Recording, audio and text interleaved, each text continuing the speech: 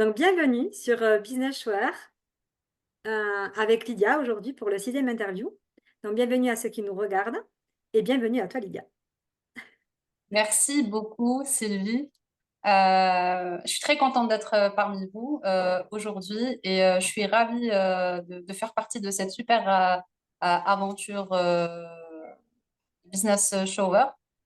Et, euh, et du coup, voilà, ça me fait énormément plaisir d'être parmi vous aujourd'hui. Donc, merci Sylvie pour cette interview et pour ce moment de partage avec tout le monde. Yes, merci à toi, Lydia. Du coup, c'est ce que je te propose, c'est peut-être de te laisser te présenter pour que les gens puissent te connaître un peu plus. Si tu... Oui, bien sûr, avec plaisir. Donc, moi, je m'appelle Lydia. Donc, je suis maman de jumeaux. Alors, je suis mariée, j'ai des enfants, donc des jumeaux qui ont 8 ans. Je suis coach et formatrice en parentalité et développement personnel et j'accompagne les mamans à trouver une vie plus apaisée et plus zen avec leurs enfants. C'est pour ça que j'ai parlé de jumeaux, parce qu'en fait, c'est la naissance de mes jumeaux qui a fait que je me suis posé un milliard de questions et j'ai cherché beaucoup de solutions à ça et suite à beaucoup de formations pour moi, pour me comprendre, pour comprendre mon cerveau, mes réactions et surtout les réactions de mes enfants, que j'ai décidé en fait de me spécialiser dans ça et de me reconvertir dans ça parce qu'en fait à la base en fait je suis nutritionniste de formation et je me suis retrouvée dans le pharma. J'ai plus de 13 ans d'expérience dans le pharmaceutique où j'avais occupé des postes de responsabilité dans le marketing et les ventes. Et ma carrière était très, très importante pour moi, mais à un certain moment, à la naissance de mes enfants, mes priorités ont changé. Tout ça pour expliquer pourquoi je me suis reconvertie en fait dans le métier de coach et formatrice en développement personnel, pourquoi je me spécialise chez les mamans. Oui, c'est très intéressant du coup Voilà. de savoir un petit peu ton expérience et pourquoi tu en es venue là en fait au final. Et je pense qu'il y a beaucoup de gens qui se retrouveront dans ça parce que quand on devient maman, on crée une identité nouvelle de soi. Et je pense que d'en parler, c'est super important pour que les gens puissent se reconnaître. Donc oui, c'est vraiment chouette. Yes. Euh, Tu veux rajouter quelque chose par rapport à ton parcours, Lydia, ou est-ce que tu aurais autre chose à rajouter pour que... En fait, ce que j'ai envie de rajouter, peut-être que c'est, comme tu l'as dit, Sylvie, je te rejoins dans le fait que, en fait, c'est un changement d'identité et que nos priorités changent. C'est-à-dire que je me souviens à l'époque, avant la naissance de mes enfants, c'était carrière, carrière, carrière. C'était ma carrière qui était vraiment ma top priorité, dans le sens où, voilà, j'étais très épanouie dans ce que je faisais, où je me donnais à fond, j'étais très heureuse et tout ça, et je travaillais aussi beaucoup. Mais c'était avec beaucoup de plaisir. Après la naissance de mes enfants, mes priorités ont complètement changé. C'était mes enfants qui avaient pris dessus et mon rôle de maman qui avait vraiment pris dessus. Et en même temps, j'étais un peu perdue, pour ne pas dire un peu beaucoup. J'étais perdue en fait entre ma vie perso, pro, mes enfants, leurs réactions, cette responsabilité du jour au lendemain. On se rend compte qu'on a deux petits êtres qui Hmm. sont sous notre responsabilité et tout. Je me souviens que c'était compliqué. D'ailleurs, ce qui m'avait beaucoup marqué, c'était le jour où, alors je me souviens, pendant le congé de maternité, mon mari aussi avait pris un congé. Et quand il avait repris le boulot, je me souviens, le week-end, on dormait et les enfants commençaient à pleurer et je me suis réveillée en sursaut. Je me suis dit, mince, même le week-end, je suis obligée de me lever pour m'occuper de mes enfants. Là, c'était vraiment un truc qui m'avait scotché. Et on se rend compte que franchement, c'est du boulot et c'est pas facile. Et on le dit pas souvent. On voit tout le temps cette image de maman parfaite et de femme parfaite qui est parfaite au travail, à la maison, avec ses enfants, mais en fait, la réalité est tout autre. Hmm. Et en fait, c'est ce que je veux transmettre aussi. Et c'est ce que je transmets en fait aux mamans, c'est que je les accompagne beaucoup dans la bienveillance et surtout sans culpabiliser, parce qu'on culpabilise beaucoup à vouloir être parfaite, de l'image aussi qu'on nous transmet via la société ou les réseaux sociaux aussi. Oui, tout à fait vrai, parce que du coup, c'est vrai que cette vie, relation perso et professionnelle, on devrait être partout en tant que maman, en étant parfaite, sans pour autant s'occuper de soi. Et c'est vrai que c'est difficile de faire des choses, donc je trouve que c'est super ce que tu fais d'accompagner les mamans dans ce côté déculpabilisant et de se dire que ben, on n'est pas une maman parfaite, mais on est comme on peut, quoi.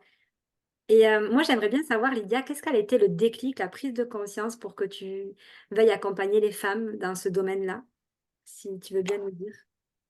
Oui, alors le déclic, c'était quoi? C'était que, en fait, à la base, quand j'étais justement dans le pharma et tout, dans le pharma, j'étais d'ailleurs je travaillais beaucoup avec les neurologues et les psychiatres. Et du coup, en fait, à un certain moment, j'avais déjà commencé à travailler sur moi dans le sens où, comme je te l'avais dit, mes enfants, quand ils avaient en fait l'âge de 2 ans, je me suis rendu compte que sur papier, tout ce qu'on nous disait du genre, on nous a toujours dit, il faut étudier, il faut avoir son diplôme, avoir l'homme, se marier, avoir des enfants, la maison de ses rêves, le boulot de ses rêves et tout ça.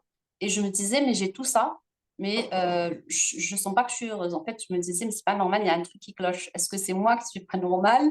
Ou c'est la vie qui n'est pas normale. En fait, je suis arrivée à une période où je me posais un million de questions. Je ne comprenais pas les réactions de mes enfants. En même temps, je me disais, mais pourquoi je ne suis pas heureuse? Et je culpabilisais. Je me disais, mais non, beaucoup de personnes aimeraient être à ta place et tout et tout. Et c'est là que je me suis dit, tiens, j'ai besoin d'aide. Et donc, du coup, quand j'ai commencé à chercher, c'est là que j'ai découvert ma première coach. Je me suis fait accompagner. J'ai fait beaucoup de formations pour comprendre justement les réactions des enfants, comprendre leur cerveau. Je me suis beaucoup intéressée aux neurosciences. Je suis une grande passionnée de neurosciences. Et en fait, je me suis rendu compte que le travail sur soi était la clé et que le bonheur n'était pas à l'extérieur, comme on le dit souvent, du genre remplir toutes les cases et cocher toutes les cases, en fait, d'avoir tout ce qui est matériellement important pour nous. Je ne dis pas que le matériel n'est pas important, si, mais en fait, c'est à l'intérieur. Je me suis rendu compte à l'intérieur que j'étais vraiment vide. Et j'ai commencé à me connaître, à travailler sur moi et tout. Et ça a fait tellement de changements dans ma vie que je me suis dit, je ne peux pas garder ça pour moi. Et même les gens me reflétaient ça, me disaient, mais attends, tu devrais accompagner les personnes, enfin, aller sur quelque chose de professionnel. Et en fait, c'était ça le déclic. Du coup, j'ai décidé de me reconvertir. Je me suis certifiée en tant que coach et formatrice. Et du coup, j'ai complètement, voilà, j'ai tout changé en fait. Et c'est quelque chose qui vient de mes tripes en fait. Et tout ça pour dire que enfin, c'est des périodes de vie. Et en fait, c'était ça le déclic. Je me suis dit, il faut vraiment que j'apporte ces solutions aux mamans, qu'elles comprennent que ce qu'elles vivent, c'est normal. Parce qu'en fait, c'est ce que je me rends compte au cours de mes accompagnements ou de mon programme pour Maman Académie. D'ailleurs, tu avais parlé d'un truc super important qui est l'importance de prendre soin de soi et la connaissance de soi, qu'on ne nous a pas forcément appris, que normalement, c'est à la base. Que les mamans culpabilisent beaucoup et qu'elles se disent bah, peut-être que c'est moi le problème, mais en fait, non.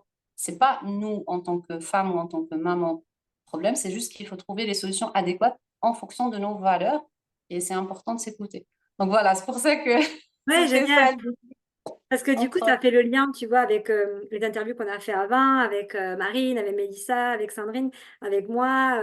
Du coup, de vraiment remettre ses antennes à l'intérieur. Tu vois, c'est vraiment revenir à l'intérieur de soi. Et ça, C'est exact. c'est Ouais, enfin, c'est un cheminement, mais c'est aussi ce côté lien qu'on a voulu créer ensemble aussi, dans cette sororité de femmes, hein. Donc, je trouve que c'est super que tu l'apportes encore plus dans cette profondeur-là.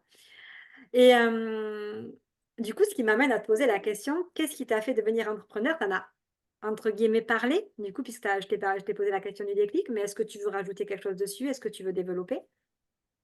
En fait, ce qui m'a amené à prendre ce chemin d'entrepreneuriat, c'est, comme je le disais, quand j'étais dans le pharma et tout, à un certain moment, ça donnait plus sens. Ce que je faisais n'avait plus de sens pour moi. C'est-à-dire que, en ayant justement entamé ce travail de développement personnel sur moi, en me connaissant de plus en plus, je me suis rendu compte que l'être humain était pour moi hyper important, que le bien-être de l'être humain, et je suis une grande passionnée de l'être humain, de la psychologie humaine, des neurosciences et tout. Et à un certain moment, comme je te disais tout à l'heure, je travaillais beaucoup avec les psychiatres et les neurologues qui, eux, travaillent avec des patients qui ont des pathologies quand même assez lourdes, comme l'épilepsie, comme la schizophrénie, comme la dépression, comme la bipolarité, enfin beaucoup de pathologies. Et les traitements aussi sont très lourds. Et en fait, je voyais que des fois, il y avait des patients qu'on mettait sous traitement, mais des fois, c'était peut-être au-dessus de ce qu'ils avaient besoin, des fois. Et aussi, il n'y avait pas forcément cette prise en charge psychologique, humaine. Et je trouvais que c'était très important. Même si j'ai arrivé à introduire ça difficilement, mais où j'ai formé les psychiatres, les neurologues, enfin, j'apportais des experts pour les former, parce que j'étais dans le marketing, donc j'avais on va dire, cette possibilité de faire ça pour leur apporter quelque chose, enfin, de la qualité et de la valeur. Mais à un certain moment, je voyais que ça ne répondait plus en fait à mes valeurs qui sont importantes, qui sont le bien-être de l'être humain. Et du coup, donc, je me suis dit, je peux plus, je pouvais plus, en fait. Donc, j'ai décidé de faire une pause à la base, même si l'idée était derrière, c'est-à-dire, je me disais, oui, je vais me lancer dans quelque chose, mais c'était pas encore clair. Mais je me disais, OK, j'ai besoin d'une pause. Là, j'ai vraiment besoin d'une pause. Donc, j'ai décidé de quitter, de démissionner. C'était pas facile à faire. Oui.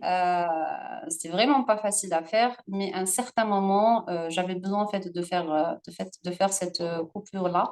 Euh, donc voilà, c'était parce que ça donnait plus sens pour moi. D'ailleurs, c'est pour ça que j'ai créé le concept de vie-sens coaching, de donner un sens à sa vie. Parce que pour moi, c'est hyper important que ce que je fais ait un sens pour moi et que ça corresponde à mes valeurs. Donc voilà pourquoi j'ai décidé de tout, voilà, de quitter le salariat et d'aller sur l'entrepreneuriat, sans parler aussi du côté où je suis plus libre, je suis plus présente à mes enfants. Et ce qui a fait aussi un autre déclic, c'était parce que je voyageais beaucoup de par mon travail et je laissais aussi mes petits bouts. Qui avait à l'époque, je me souviens, mon fils, donc Yanni, il a beaucoup pleuré. Une fois, il m'a dit, maman, ne me laisse plus tout seul, ne pars plus. Il m'a dit ne pars plus. Et je crois qu'il avait 4 ans. Et ça m'avait vraiment marqué. Et je me suis dit, OK, donc je veux plus voyager autant, même si j'adorais ce que je faisais. Mais voilà, ma priorité avait vraiment changé, c'était mes enfants. Et je me dis que voilà, chaque chose a son temps et ils vont grandir. J'aurai le temps de voyager tout le temps après. Et puis c'est OK après. J'ai repris après mes voyages et tout. Donc voilà. C'était un des deux déclics. Yes. Et comment tu l'as vécu, cette démission? Tu l'as vécu comme un échec ou justement un tremplin pour te challenger et aller plus loin?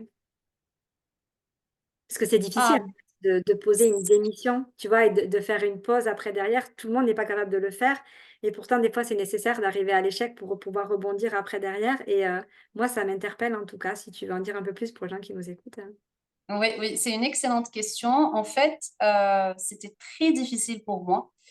Et d'ailleurs, tout le monde me disait, mais t'es folle, tu quittes une multinationale avec un salaire de dingue, avec des avantages de dingue. En fait, la plupart des personnes ne comprenaient pas, entre autres mon conjoint, mais quand je lui ai expliqué que j'avais besoin d'une pause, et je sentais vraiment que j'avais besoin d'une pause, et enfin, je me disais, au pire, si je veux reprendre, je sais que j'ai un bon CV, je sais que je pourrais facilement réintégrer le pharma et tout. Mais c'est vrai que c'était très challengeant pour moi, c'était compliqué, mais en même temps, j'en avais besoin. Vraiment, voilà, je pouvais plus en fait. Je pouvais plus continuer à travailler comme ça parce que ça faisait plus sens. Et même les personnes avec qui je travaillais le ressentaient. Mmh. C'est-à-dire que même mon travail, je le faisais plus de façon aussi passionnée, de façon aussi, voilà, comme je le faisais avant. Donc, euh, donc, en fait, Oui, c'est ce ouais, que c'est tu challengeant, mais c'était la bonne période, je dirais. Je pense que c'était le moment de quitter. oui et puis ça va à ce que tu dis depuis le début, en fait, tu as pris soin de toi et là tu t'es dit: «Pause» et tu as réenchaîné sur quelque chose derrière en ayant vraiment ce côté, de poser, bah, toute ta globalité quoi, en fait. Mmh. En fait, je me suis écoutée. Et ce que tu dis maintenant, Sylvie, ça me parle tellement dans le sens où ça me rappelle ma première séance de coaching avec ma première coach, où justement mes enfants avaient 2 ans, où je me suis rendu compte que j'avais besoin d'aide. Je me souviens le premier jour quand je suis partie la voir et que je lui ai expliqué ce que je faisais et que c'était difficile pour moi, que j'arrivais pas à gérer entre mes enfants, le boulot et tout ça. Elle m'a dit, j'entends bien que tu as besoin de faire une pause. Mmh. Elle m'a dit, c'était quand ton dernier congé? Et je me souviens, j'avais des reliquats, quelque chose comme ça. Je lui dis, oui, mais j'arrivais pas en fait à déposer mon congé. J'arrivais pas et je me disais, mais non, il y a mon travail, ils ont besoin de moi et tout. Et là, c'était un déclic où j'ai déposé, je crois, mes 15 jours. Et je me suis autorisée à me reposer. En fait, je m'autorisais même pas à me reposer. Tu vois, Mmh. c'était juste de la folie. Je veux dire, j'avais cette notion de il faut que j'assure au travail, il faut que j'assure à la maison, il faut que j'assure avec mes enfants. Et je me souviens même à l'époque, je me reposais plus au travail qu'avec mes enfants parce que mes enfants me demandaient beaucoup d'énergie et je culpabilisais beaucoup. Mais en fait, c'est normal en tant que maman parce que nos enfants nous prennent beaucoup de temps et beaucoup d'énergie. C'est une réalité. Et en fait, on banalise beaucoup ça. On a l'impression que on est multitâche, qu'on peut tout faire et tout, mais en fait, on est des êtres humains. Donc, on a vraiment besoin de se reposer. Donc, du coup, ce que tu m'as dit, ça fait vraiment écho en moi et en ce que j'ai vécu aussi. Ouais, et le truc, c'est que, tu vois, t'as été coaché, tu t'es fait accompagner, et c'est ça, en fait, les gens, des fois, on dit avec tout ce qu'il y a comme coach, nanana, mais au final, c'est pertinent parce que une personne extérieure va t'apporter un angle de vue différent de ce que tu ne vois pas. Moi, je trouve que il y a, ouais, il y a vraiment un angle de vue différent. Tu es au-dessus de la montagne, et des fois, tu vois pas tout ce qu'il y a, et qu'on te permette de le voir en t'aidant, c'est super important. Oui, oui. Ouais, ouais. C'est hyper important parce qu'en fait, c'est ça, on ne le voit pas en fait. Et on croit notre mental qui nous dit tu vas y arriver, tu vas y arriver, tu vas y arriver, mais à un certain moment, notre corps il lâche. Voilà, on est fatigué, on peut plus. Je me souviens que j'avais pas mes heures de sommeil, mes enfants n'ont pas fait leur nuit tôt. Voilà, j'étais tout le temps stressée, j'étais tout le temps sur les nerfs. J'étais très agressive. D'ailleurs, mon conjoint me disait je comprends pas, t'es tout le temps, pourquoi tu es aussi agressive et tout? Bah, parce que j'avais pas en fait cet espace et, Tu as besoin euh, de toi, en fait. Ouais. Mm. et je m'autorisais pas en fait. Je m'autorisais pas à prendre un congé, je m'autorisais pas à me reposer. Voilà, c'est juste incroyable. Mais c'est la réalité, on s'autorise pas, hein. Souvent, on lâche la prise, hein. Oui, oui, C'est ouais, une réalité. tout Yes. à fait, tout à fait. Dis-moi, Lydia, si tu peux nous partager, quel a Oui. été ton pire conseil on ait pu te donner, et puis ton plus beau conseil qu'on ait pu te donner avant d'entamer sur ta thématique du jour, par rapport à l'interview? Alors, le meilleur conseil qu'on m'ait donné, je pense que c'était un conseil qui m'a beaucoup marqué. Je préfère commencer par le meilleur, parce que les pires, je pense qu'il y en a plusieurs. Et, mais le meilleur, c'est en fait, quand j'ai commencé, il y avait toujours ce questionnement. Me remettais en question. Je me disais peut-être que je devrais arrêter, reprendre le salariat et c'est de la folie ce que j'ai fait, nanana, parce que voilà, il faut être honnête, l'entrepreneuriat aussi, euh, c'est pas tout le temps simple, c'est des hauts et des bas. Oui. Et du coup, je me souviens qu'il y avait un coach, mais je crois que quand il m'a donné ce conseil-là, il m'a dit, je crois que si ma mémoire est bonne, il m'a dit, est-ce que tu permets que je sorte de mon rôle de coach? Et il m'avait dit, Lydia, ne prive pas le monde de ta lumière. Et ça m'a tellement marqué. Parce qu'en fait, je me souviens que je lui avais, je crois, partagé ce que je voulais faire. C'est pas encore très, très clair. J'avais commencé et tout, mais je devais encore peaufiner, justement, ce que je devais faire, parce que j'ai commencé par des coachings et maintenant j'ai un programme phare qui s'appelle Power Mom Academy où j'accompagne justement les mamans et j'ai développé aussi d'autres programmes. Mais à l'époque, c'était pas très, très clair et tout. Et en fait, il sentait toute l'énergie, toute la passion qu'il y avait derrière, mais je me disais, mais je crois que je vais reprendre, que je vais laisser tomber et tout ça. Ça ne veut pas dire qu'on ne peut pas reprendre, hein. On peut reprendre aussi le salariat quand on en a besoin, c'est OK.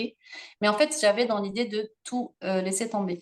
Et il m'avait dit, ne prie pas le monde de ta lumière. Ça a fait comme... il m'a rejeté toute cette lumière et ça m'est resté en fait dans mon cœur, dans mon âme, dans ma tête. Et pour moi, je pense que c'est un des conseils qui m'a énormément aidé à continuer et à me propulser, je pense. C'est Je magnifique. pense que Mm. mm, Il y a des personnes comme c'était ça qui nous touchent et qui nous mettent, sur notre mission d'âme, et je trouve que c'est très beau ce qu'il t'a dit. Franchement, bravo. oui, ouais. Franchement, c'est un très beau message et je suis très reconnaissante envers cette personne que j'ai rencontrée par hasard. Et voilà, j'ai beaucoup de gratitude pour ça et je la remercie d'ailleurs Mm. au passage. Pour ce qui est du pire conseil, en fait, je pense que c'était. Je me souviens quand j'avais quitté, d'ailleurs, tout le monde me disait oui, pourquoi tu quittes, qu'est-ce que tu vas faire et tout. J'avais dans l'idée d'aller sur l'entrepreneuriat et je me souviens qu'il y avait une personne qui m'avait dit, oh, tu sais, moi je connais pas mal de personnes qui ont fait ça, après ils ont fini par revenir au salariat. Et je me suis dit, purée, encore, je me souviens que je m'étais dit, encore des croyances limitantes. Mais pourquoi tu me dis ça? Je me souviens que c'était un truc qui m'avait vraiment Eh ouais. embêtée à l'époque. Et en fait, c'est quelque chose qui revient souvent. On nous dit, des fois, on a l'impression qu'on est un peu particulier ou voilà, qu'on fait un peu n'importe quoi parce que les gens nous disent, mais c'était bien, pourquoi tu as quitté, pourquoi tu as fait ceci, pourquoi tu as fait cela. Et je pense que c'est un des conseils. Il y a ça, et je dirais peut-être celui de, il faut vraiment être dans, ça rejoint ce que tu disais tout à l'heure ou ce qu'a dit Sandrine, c'est être dans le yang, dans le faire, faire, faire, faire, faire, faire, faire. pour justement percer dans l'entrepreneuriat et voilà, pour pouvoir vivre de son activité. Oui, alors que quand on fait, beh, du coup, on s'étouffe et on s'oppresse et au final, il y a pas grand-chose qui sort de là à part, de l'oppression, je dirais et un dégoût, en fait, au final. Parce que, on peut faire et on peut être aussi dans le yin et le yang, comme disait Sandrine dans son interview aussi. Donc, ça sera à aller Tout voir à si fait. vous avez envie. Ouais, ouais. Merci, Lydia. Par rapport, aussi à l'interview d'avant que Marine, parlait de la créativité, du coup, ce qui Ouais. va enchaîner sur un peu ta thématique, donc comment décrocher sa première cliente. Marine, elle a parlé de créativité, par rapport à son métier d'artisan fleuriste. Toi, comment tu la vois, cette créativité, pour faire un lien un petit peu dans ton interview? Et comment toi, tu dirais, hem, par rapport à ça ou par rapport, à ce que toi, tu ressens à l'intérieur de toi, comment décrocher ta première cliente? Est-ce que tu peux nous en dire plus? Oui, alors, effectivement, ma mathématique que je voulais, aborder aujourd'hui, c'est comment décrocher, sa première cliente. Parce qu'en général, en tant qu'entrepreneur, quand on débarque dans l'entrepreneuriat, c'est la première question qui nous vient ou, enfin, en général, on est passionné, donc on se dit: «Je me lance, je fais mon truc, je me lance sur les réseaux, je communique sur ce que je fais et tout» et après on se pose la question de comment est-ce que je vais, recruter, enfin, comment je vais décrocher mes premiers clients ou ma première cliente. Je préfère aller sur la première, après, c'est ce qui va, donner naissance à d'autres, clientes, enfin recruter d'autres clientes. Mais, effectivement, l'interview de Marine me parle beaucoup dans le sens où, ça rejoint aussi ce que je disais par rapport au fait de faire, faire, faire et être beaucoup dans le mental. De mon expérience, ce que j'ai remarqué, c'est quand on lâche prise et qu'on est dans le flou, on est dans, ce qui nous drive vraiment, c'est-à-dire enfin, ce qui me parle vraiment ou ce qui parle aux entrepreneurs ou pourquoi. Donc on revient au pourquoi j'ai créé ça, pourquoi j'ai lancé ça. Et justement, la créativité ou le fait d'aller sur des activités où on lâche le mental et on est plus dans sa créativité, on laisse plus, son âme s'exprimer, on écoute plus son cœur. Franchement, là, on sent qu'on est dans le flow, on est, aligné avec, ce qu'on fait. On sent que la pression est vraiment, relâchée et on ressent que c'est plus fluide, que c'est plus simple et du coup, ça nous permet de communiquer de façon, plus fluide, plus simple, plus claire et d'attirer en fait les clientes, les bonnes clientes parce qu'en fait, notre métier, c'est un métier de cœur qu'on fait. Donc on le fait avec des personnes qu'on aime bien. Moi, personnellement, mes clientes, je les adore, je les apprécie, j'apprends à les connaître et je kiffe en fait, ce que je fais. Par contre, quand on est dans un salariat, ben, des fois, on est obligé de supporter certaines personnes parce que voilà, c'est notre job et par contre, là, c'est vraiment notre métier de cœur et les gens le ressentent, en fait. Et d'ailleurs, beaucoup de clientes me disent: «Mais Lydia, on ressent que tu le fais pas pour l'argent, tu le fais au-delà de ça». Je leur dis: «Ben oui, je suis passée par là, donc je sais ce que c'est et c'est pour ça que c'est important pour moi de vous accompagner ou d'accompagner les mamans dans ce sens». Et je trouve que le fait d'aller sur des activités créatives, sachant que ça aussi, je me l'autorisais pas, en fait. D'aller sur des activités créatives parce que je me disais: «Oui, mais en tant qu'entrepreneur, je dois faire, faire, faire, pour construire une offre, pour, ramener du contenu de valeur, pour apporter des choses pour, ma communauté, pour les personnes qui me suivent, pour mes clientes et tout».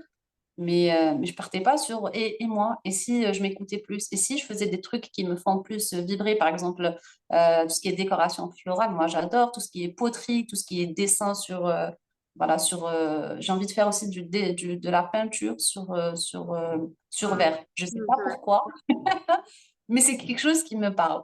Donc ça Mmh. me fait vibrer, mon âme me dit, «Va sur, ça» et je trouve que la créativité, ça pourrait vraiment déclencher pas mal de choses dans le sens où on sort du mental menteur, hein, comme le dit, Sandrine, hem et qui nous permet justement d'attirer, les bonnes personnes.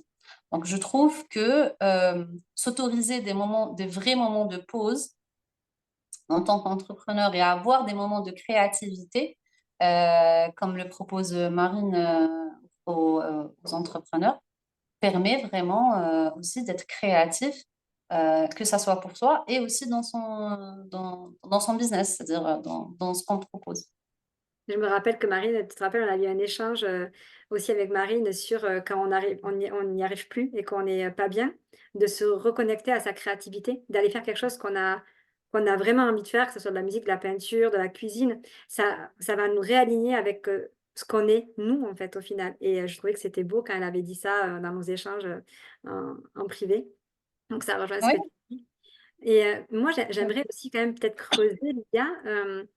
Tu sais, quand on nous dit, par exemple, tout le temps, définir notre niche de client, définir vraiment sa niche, son client idéal, par rapport à ça, et il y a ça, et puis il y a aussi le côté où tu vois, on ne peut pas signaler tout le monde. Peut-être qu'en tant que coach, accompagnante, thérapeute, des fois, quand tu disais qu'on peut pas, qu'on n'a pas envie, quand on est salarié, de recevoir tout le monde, je pense que c'est peut-être bien pour les gens de savoir,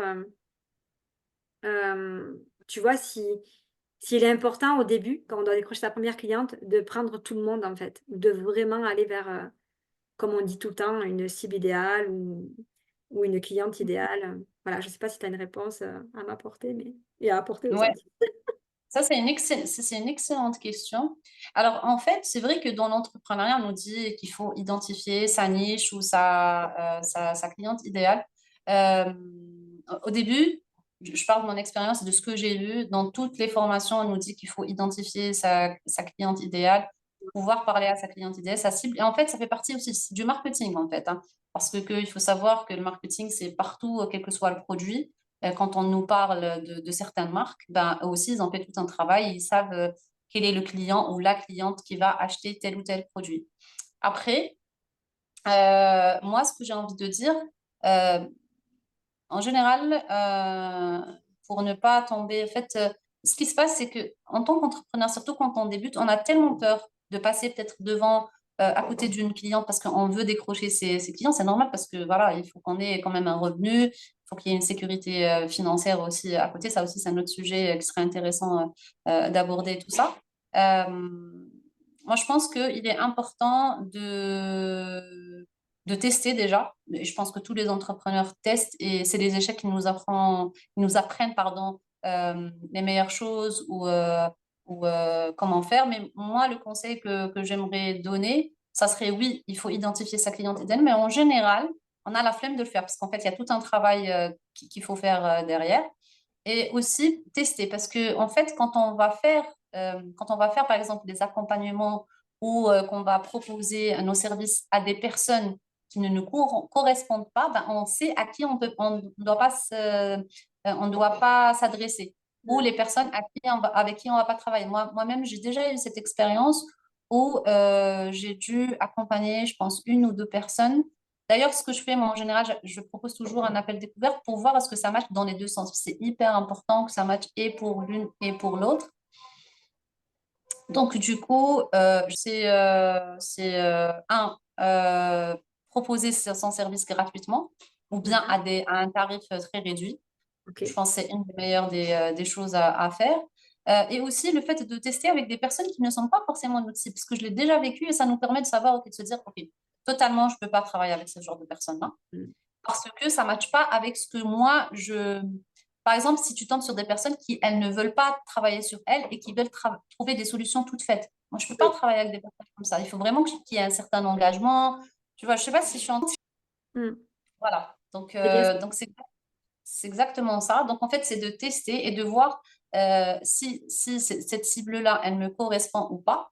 Parce que, voilà, comme je t'ai dit, moi, mon expérience, enfin, l'expérience que j'ai eue, c'est que des fois, on travaille avec des personnes qui, on se dit, mais je peux pas travailler avec elle. Entre autres, une personne qui n'est pas engagée, qui, pour elle, va trouver une solution toute faite, mais si elle n'est pas prête à travailler sur elle et à faire le travail nécessaire. Parce que moi, je ne peux pas faire le travail à la place des personnes. Et ça aussi, c'est un déclic. Et c'est vraiment sans jugement, mais j'arrive à un certain moment, je me dis, OK, là, je vais prendre les choses en main. Donc, Mm. c'est là où je vais aller vers un coach. Et du coup, je me suis dit, OK, donc du coup, moi, ma cible, c'est des femmes qui ont ce déclic-là, elles veulent vraiment travailler sur elles. Et moi, je suis juste là pour les accompagner à travailler sur elles à travers des exercices, à travers un accompagnement, à travers une introspection pour qu'elles trouvent ses propres solutions, en fait. C'est Mm. ça mon objectif. Et donc, du coup, je trouve que pour décrocher sa première cliente, oui, il est intéressant de proposer ses services, par exemple, on va dire, les femmes en général, même si en réalité, il est intéressant d'aller, on appelle ça en marketing, en entonnoir, c'est-à-dire à chaque fois, on donne des critères bien clairs pour pouvoir identifier sa cible idéale ou sa cliente idéale. Bon, je n'aime pas parler de cible, mais plus peut-être sa cliente. Et moi, j'aime bien parler de cliente de cœur, parce que c'est vraiment pour moi un métier de cœur. Et c'est important pour moi que la personne ressorte avec un résultat et des solutions. Et donc, du coup, je trouve que déjà, c'est bien d'aller sur des clientes qui ne sont pas forcément la cliente qu'il nous faut. Ça nous permet de se dire, OK, d'accord. Donc là, je ne veux pas travailler avec ce genre de personnes. Je veux travailler avec des personnes comme ça, qui veulent trouver des solutions adéquates, qui sont prêtes à travailler, qui sont prêtes à s'engager. Aussi, ce qui serait intéressant, c'est de proposer, quand on débute ces services, soit en proposant ces services à des tarifs très réduits, et en échange, on demande à la personne de nous donner un retour, parce que le témoignage, ça va nous permettre aussi de nous faire connaître, et aussi de nous donner notre retour pour, par exemple, peaufiner soit son accompagnement ou sa formation. Et on parlait beaucoup autour de soi. Et l'autre chose qui m'a beaucoup aidé à recruter en fait mes premières clientes, c'est de poser l'intention d'apporter de la valeur. Moi, je me suis rendu compte que quand j'étais focus sur je dois recruter, je dois trouver ma cliente, je dois trouver ma cliente, c'est là en fait que ça a bloqué et que je n'arrivais pas en fait même si il y avait tout le travail qui était fait derrière et tout, mais j'arrivais pas forcément à recruter les personnes. Par contre, quand j'étais dans une vibration de j'apporte de la valeur, je suis en train vraiment de parler et de donner des choses qui viennent de mon cœur et mon objectif, c'est vraiment d'apporter vraiment de la valeur, que les gens comprennent et tout ça. Et ben en fait, là, les clientes venaient, par exemple, quand je faisais des lives et que j'expliquais les choses et que ça venait de mes tripes et tout, ben, du coup, les gens venaient me contacter, me disaient, voilà, j'aimerais bien être accompagnée par toi, ton énergie me parle, ta façon de faire me parle, comment faire pour pouvoir bénéficier de tes accompagnements. Donc, pour moi, je pense que si on doit retenir deux choses, c'est parler de vos services, proposez-les, tester et peaufiner. N'ayez pas peur de tester et surtout, posez l'intention d'apporter de la valeur, mais faites-le vraiment de revenir à votre pourquoi. Donc, c'est hyper important de revenir à pourquoi j'ai lancé ça, pourquoi je suis partie sur ce projet-là d'entrepreneuriat, qu'est-ce qui fait vibrer dans ça. Et vraiment, éclatez-vous. Moi, je me suis rendu compte que quand je m'éclate, je prends du plaisir et tout à faire ça, franchement, ça, voilà, cette vibe, elle attire les personnes et en plus les bonnes personnes. Ouais et puis quand tu en parles, on voit vraiment l'énergie différente quand tu dis qu'on est focus sur «il faut», tu vois? Attirer la cliente et quand vas chercher ta cliente avec le cœur, quoi, en fait et que ça a rien à voir. Vraiment, moi, Ouais, ouais. quand je suis avec toi, je vois vraiment la différence et c'est ça l'intention, quand tu dis de t'éclater et d'aller la chercher différemment, ça change tout, ça change tout. Tout à fait. Qu'est-ce que tu voudrais rajouter de plus, Lydia? Est-ce qu'on a fait le tour par rapport à ta thématique, hein? Oui, je pense qu'on a fait le tour. C'est vraiment ça, c'est tester, proposer, faites-le, posez l'intention de le faire avec le cœur et ne vous mettez pas la pression de je dois recruter, mais plus de pourquoi je le fais, revenir à son pourquoi et lâcher prise. Après, on le dit comme ça, mais en réalité, c'est pas facile à faire. C'est tout un travail en fait. C'est pour ça que il est important de revenir à soi, de travailler sur soi. Et même en tant qu'entrepreneur, il est hyper important de travailler sur soi. Ça aussi, je l'ai découvert après dans l'entrepreneuriat, que quand on est dans le salariat et quand on est dans l'entrepreneuriat aussi, c'est autre chose. Et il faut surtout pas croire ces mythes où on nous dit oui, l'entrepreneuriat, c'est la liberté, c'est beaucoup d'argent qui vient et tout ça. Et en fait, on nous pose beaucoup Moi, personnellement, quand je me suis lancée, je me suis dit oui, je vais rouler sur l'or, ça va être très simple. Vu que j'ai toujours réussi dans l'entrepreneuriat, dans le salariat, ça a toujours très bien marché. Mais en fait, l'entrepreneuriat, c'est tout autre chose. D'ailleurs, par rapport à l'interview de Mélissa où elle parlait du syndrome de l'imposteur, je pense que c'est la première étape qu'on traverse toutes dans l'entrepreneuriat. Et après, je pense aussi que c'est des caps quand on passe par autre chose. Ben, ce petit syndrome, il vient nous titiller. Il y a aussi l'énergie du yin et du yang. Il y a ce dont tu as parlé toi aussi, le fait de prendre des formations, de Mmh. surconsommer, de dire voilà, il faut que je sois légitime, il faut que je me forme, il faut que je sois excellente dans ça, ça, ça. Et en fait, on nous projette des choses qui ne sont pas une réalité. Et en fait, voilà, ce que j'ai envie de dire, c'est que le message que j'ai envie de transmettre, c'est tester, proposer et revenez toujours à vous, donc travaillez sur vous. Donc ça rejoint à ce que disait Sandrine, donc remettons nos antennes à l'intérieur. Franchement, c'est Mm. la clé dans tous nos domaines de vie, hein, que ce soit sur le plan pro, perso, avec nos enfants, dans le couple, en famille. Vraiment, voilà, c'est hyper, hyper Mm. important. Voilà. Ouais, et je rajouterais s'occuper de soi pour s'occuper des autres. C'est une phrase qu'on dit souvent, mais franchement, elle est super importante.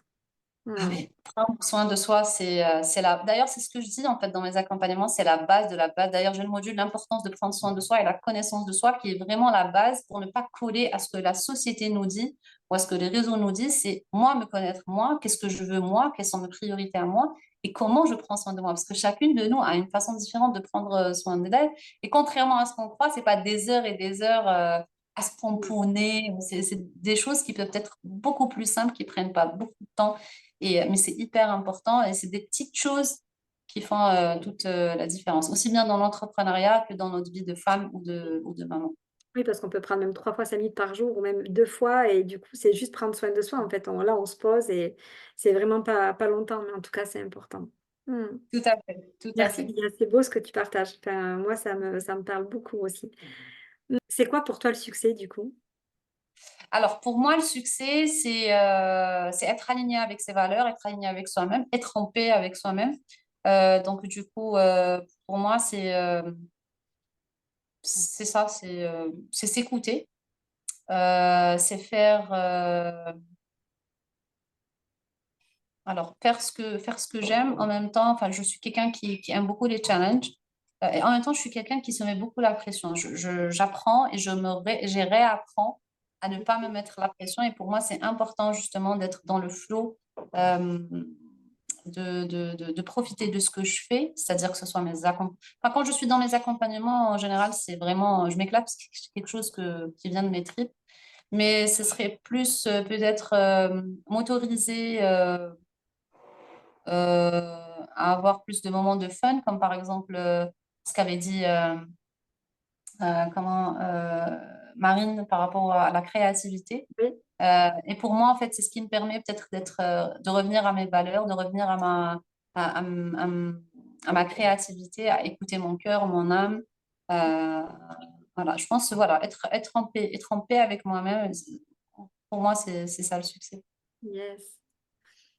Merci Lydia, en tout cas, pour cette belle interview. Je voudrais juste aussi amorcer sur ce que tu vas proposer dans le Business Booster.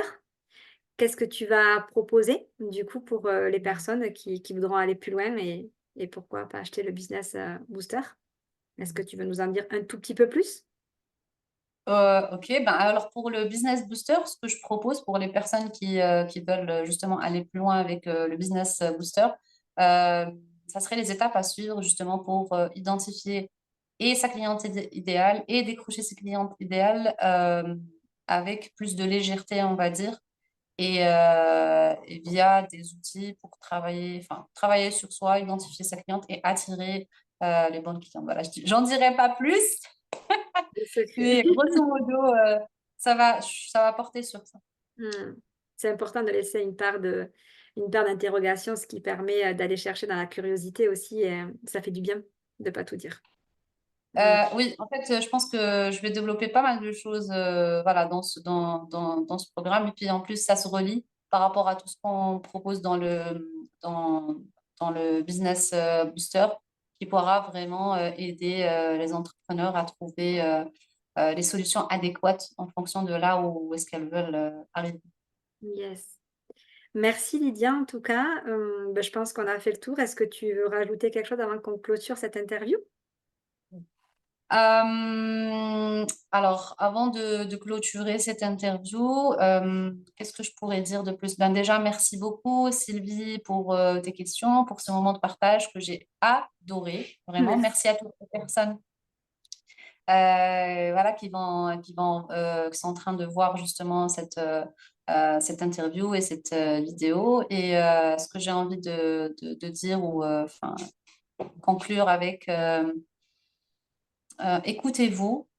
Mm. Connaissez-vous et